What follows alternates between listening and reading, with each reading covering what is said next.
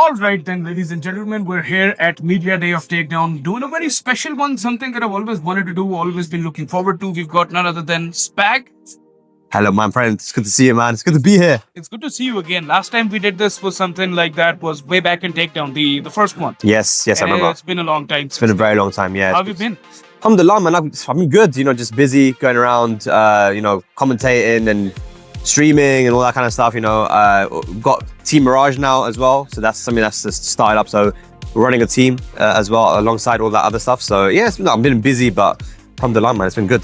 That I could tell. I've been keeping up with all the Instagram stories that you've been posting, and every other day you'll find Spag in some aircraft, going from point A to point B, and that must be very tiring, to keep up with a schedule like that. Yeah, I mean, that's the life, man. That's the life of a commentator.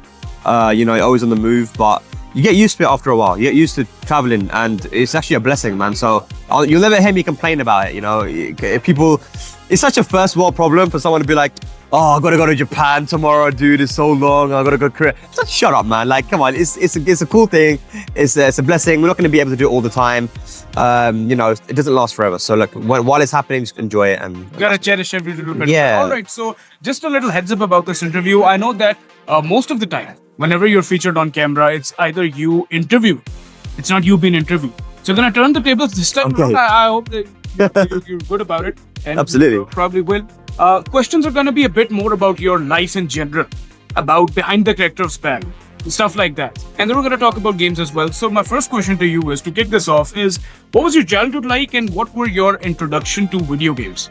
I mean, yeah, childhood was, I had a good childhood, alhamdulillah. I was very ill as a child, very sick, in hospital a lot.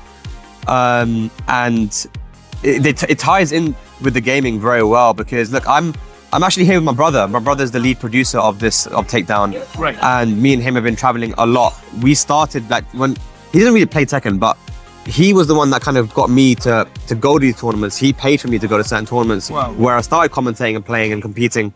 But I remember I was a kid and I was in hospital. My brother brought the PlayStation to the hospital room and he had Tekken 3.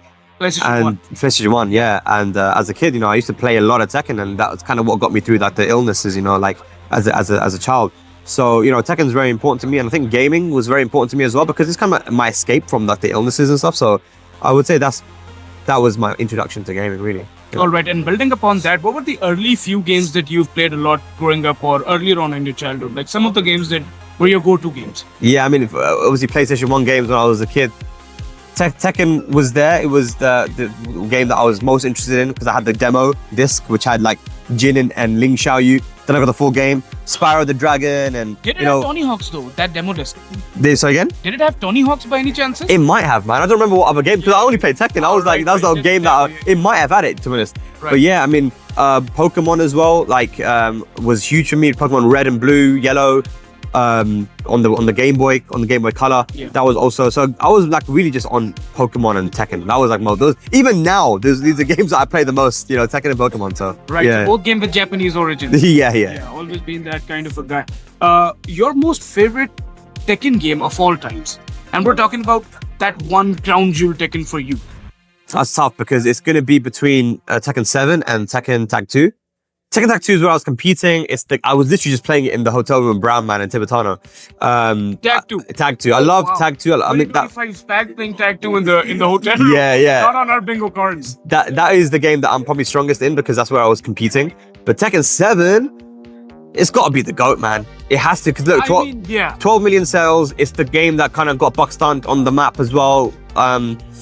And it's not because of the game, it's always because of the community, but I would say Tekken 7 and the storylines, the way that it is, so easy to follow, fun to play, Tekken 7 is probably the And I'd even add that that was like Tekken 7 and the boom of Pakistani presence in that Tekken was kind of the introduction for us to you. Right. In many ways. Like we got introduced to you, Rip, and the world, yeah. Guys as well. What's that one Tekken character that you've always loved? Eddie. Eddie is the character that I've always loved, but then I don't love him now, so maybe not. Yeah. Maybe, I would say, martial law. Because, I'm a massive fan of Bruce Lee. And that makes the two of us. I mean, I think a lot of boxers. What's interesting is that I live in, right now, Birmingham, which is, if you came, you'd be like, this is Pakistan. It's literally only I have Pakistani. friends and family there, and they say it's like the British capital of It's, Pakistan. yeah, it's basically, yeah, exactly. It's Pakistan in Britain. All right. And anyone that plays Tekken, there's a lot of people that play Tekken in Birmingham, right? All right. Right now, the best players in the UK, some of the best are Joker and a guy called Eddie. They're both Pakistani from Birmingham, right? And you talk to anyone that plays it, they love martial law. Because Bruce Lee, we love fighting and martial arts. I mean, in Pakistan, every other guy doesn't call law. They started calling him Bruce Lee. Everybody gave funny names to the characters, but Bruce Lee was right up there. Yeah. So the next question is 5 guest characters that you could add to Tekken 8 if you had the opportunity. If I had the opportunity. From any medium, any entertainment property, pop culture, whatever. Okay. That's a 5. That's a lot. So I would definitely put Tifa in there because I feel like having a very iconic female character like her would bring a lot of attention towards the game. Absolutely. That's like a business decision, more like, it's not like, I don't give a damn about Final Fantasy, I never played the game, but like, that's a business decision right there. Yeah. I would say from Yakuza, you get Kiryu. Because, oh my god, what a pick. Yeah, that's a clear one because I feel like the heat system was kind of designed around him anyway. I was playing Yakuza 0 the other day and that's what kept coming to my mind. Yeah, I mean, so we've got 2 down. That's 2 clear choices right there. I feel like I would like to get a character from One Piece. We'll put Zoro in there. Why not? Get some swords in sword action. Yeah. That'll be my 3rd. And from any media, so why not? Let's get Shoaib Akhtar in there as well, bruv. That would be the wildest thing. The fastest bowler of all time. All time. We got Cristiano Ronaldo in Fatal Fury, so why not get Shoaib Akhtar in there, man? Shahid Afridi or something, man. Now we got 4 characters. Boom, There's boom. 1 left. 1 left. I will put you in there, man. Yeah, Buntu. Makes us big. Yeah, Tekken 8, why not, man?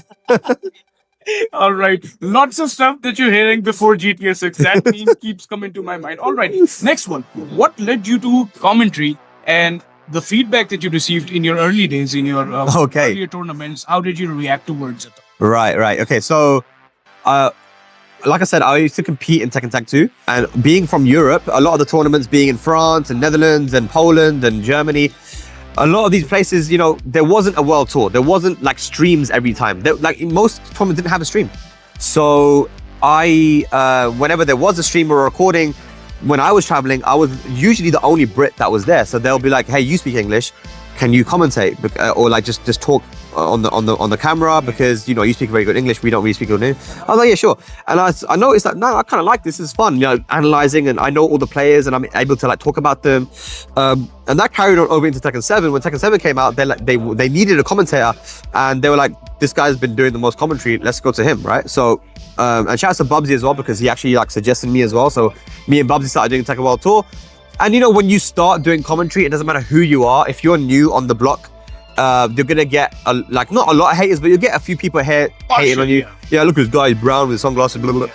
And you just gotta ignore it, man. Just enjoy it. At the end of the day, the reaction to me starting commentary was, a lot of people knew me from competing. Yep. So they're like, oh, this guy knows his stuff, so we trust what he says.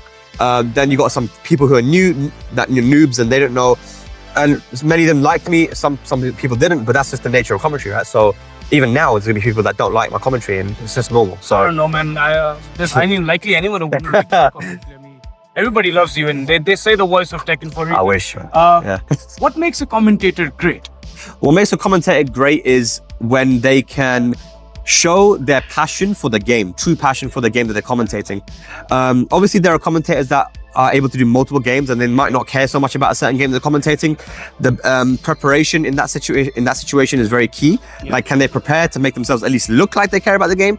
But for me, the commentators that are the best are the ones that are truly passionate about the game, that get involved in the community, and really, when you're involved in that way, it shines through your commentary. You know the players, you know the history, you know the game, you know the moves, you know the mind games, everything. When for me, the best commentators are always going to be those who involve themselves in the community in a deep way.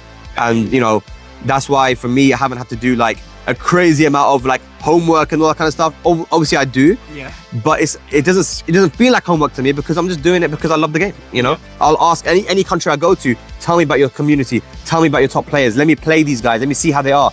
The reason why I can talk about the Pakistanis is because I'm Pakistani myself. I learned from talking to Asim and other guys. I play these guys. I can talk about what makes Atif good. I can talk about what makes Arslan good. It's different. Arslan and Atif are good for different reasons, and I can speak about that because I played them and I know them, right? And I talk to them. So yeah, that's what I think that makes a commentator good or great. There's a difference between good and great. Great is when you're passionate and you really care about the scene. Guy that just wants to commentate for the bag, get the money, and go home. You know, be involved. Sticking towards this topic, my next question is a tough one, and I hope that you work with me through it. Now, of course, when we hear about Spag, whenever we see Tekken, there are a few certain names that come to our mind. Like for competitive scene, Ni, Arslan Ash, the legends of the game, Kudons, you name them. There's so many. But when we talk about commentating, when we talk about the spirit of FGC, your name comes to everybody's mind. Like we have this common occurrence of calling you and Rep the ideal duo, the voice of Tekken online and competitive Tekken. And that's no easy feat to achieve. Like Tekken is a massive game. The world stages are so big, it's not easy to be labeled as the voice of Tekken. Now, when you go through a setback like not being a part of the calendar, with what happened at Tekken 8 and you were missing out quite a tournament, quite many tournaments. How do you cope with that? And what's the effect of that on you as a human being? That's an interesting question. You know what it is at the end of the day as a Muslim, you got to understand that, that there will be setbacks in life and that everything happens for a reason. Allah does everything for a reason. God tests you in many, many different ways. For me, I can look at the fact that I'm here, even despite what's going on, and be like, man, I'm so grateful for it, man. So look, at the end of the day, as long as you can look at the positives and not focus too much on the negatives. Look, just like you said, if there's anyone out there that even sees me as the voice of Tekken, that alone is such a blessing, because I don't think about that about myself, but if anyone else thinks about me, like, that's a blessing alone. So I'm happy about that. I'm happy about the fact I'm in Pakistan. It's my motherland. I've only got to come here because of Tekken, right? So often. So many things to be grateful for. Focus on that, That was a beautiful answer. I wasn't expecting that. And I do respect you, but there goes my respect even higher for you. Thank you, man. All right. Now to turn it a bit fun before we sign off this interview. I mean, of course, we have a whole lot to do and you're probably restless and all that. Let me ask you a random one. Top 5 favorite foods, go-to foods, comfort foods. Okay, comfort foods. My number 1 is always going to be noodles. I love noodles. I can eat them all day. I shouldn't because it's unhealthy, but Yeah. I love noodles. I would say, so noodles, beef burgers, Right. nihari. Number 3. I love nihari, bruv. Alright. I can eat that all day, but it's too heavy, man. 4th, sushi. All right. And number Not my 5. thing, but yeah. You don't like sushi? Yeah, I don't like sushi. Shit. Okay, number 5. Damn, that's a tough one. Spaghetti. All right, then. Then wrapping it up where we started, like full circle moment right here. All right, another one before GTA 6. Spag's full circle food. All right, Spag. Thank you so much for being with me and giving me the time. Like I said, I've been wanting to do this ever since the first takedown. One last thing, your message to those who are watching you and your message to aspiring for those who want to do commentary, maybe become a content creator, maybe become a competitive player. It's all yours. Yeah, thank you for having me on the interview. I appreciate it. It's always fun. But yeah, my message to anyone out there that's watching, first of all, subscribe to him. He's subscribed to Buntu. He's a legend. He's doing sick content. But anyone that wants to try and get into commentary or content creation, remember what I said. Do it because you love it and you enjoy it. Anyone that's trying to do this for the end goal of making money and just I want to get the bag. Your focus is not going to be on creating the best content that you can do. You're going to be worried about the numbers because as a content creator, your numbers are not going to be good all the time, right? So you're going to be discouraged and don't be discouraged. Do it because you love it, and hopefully that can take you somewhere far away. So yeah, man, just keep up the grind. Don't be discouraged. That is the perfect way to wrap things up. Once again, Spag, Hassan bhai, thank you so much. Brother. And I wish you all the best. And I cannot wait to see you go at it back into the World Tour calendar. Thanks so We're gonna much. make it happen, man. Inshallah. Hashtag put Spag back in. We'll catch you on the road. Thank you. Thank you, brother.